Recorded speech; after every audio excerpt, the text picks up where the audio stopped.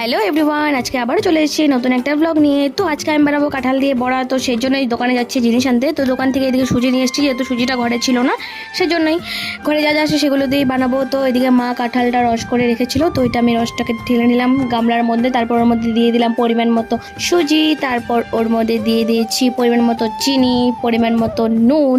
আমি পাকা কাঁঠালটা এমনি খাই না, আমি বড়া হলে খাই, না হলে খাই না। তার জন্য এই কাঁঠালটা যেহেতু ঘরে ছিল সেই জন্য ভাবলাম বড়া বানিয়ে খাই। তারপর চিনি আর নুন দেওয়ার পর ওর মধ্যে দিয়ে দিয়েছিলাম আশীর্বাদ আটা। আমার ঘরে আশীর্বাদ আটাটাই ছিল, সেজন্য আমি আশীর্বাদ আটাটা ইউজ করেছি। তোমরা যদি চাও তাহলে অন্য আটা ইউজ করতে পারো। তো তারপর আমি আশীর্বাদ আটাটা দেওয়ার পর আমি ভালো করে সবগুলোকে ভালো করে মিক্স করে নিয়েছি। বড়া যেরকম থাকে সেরকমভাবে একটু নরম করে মিক্স করেছি। তারপর কড়াতে তেল দিয়ে তেলটাকে গরম করে এক এক করে গোল গোল করে বড়াগুলো ছেড়ে দিচ্ছিলাম।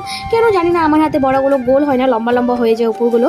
আমি বেশি ভাজি না, সেই জন্য মাই বেশি ভাজে। তো আমি আজকে ভাবলাম যে আমি বানিয়ে খাই। তো মা করতো, আমি মাকে মানা করেছি যেহেতু আমি ভিডিও করবো সেই জন্যই।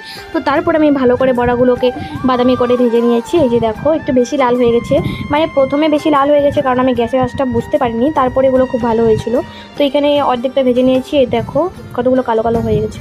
তো তারপরে আমি আরেকবার দিয়ে দিয়েছি, সম্পূর্ণ শেষ করে নিয়েছি। এই যে দেখো আমার লাস্ট বড়া হয়ে গেছে এখন।